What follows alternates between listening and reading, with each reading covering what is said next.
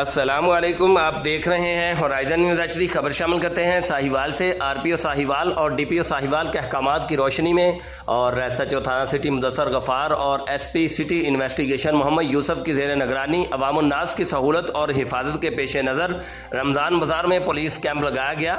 इंतज़ामात के मुआवनीन में हाजी अब्दुल लतीफ़, हाजी अहसान अफरीदी, एहसन अब्दुल्ला भट्ट, हाजी मोहम्मद अयूब, राना कैसर अली, शेख मोहम्मद सलीम, मोहम्मद वकास विकी और मरकज़ी अंजुमन ताजरान साहिवाल शामिल हैं। Report Rauf Shahzad Jatt, divisional bureau chief Sahiwal, horizon news HD, Pakistan.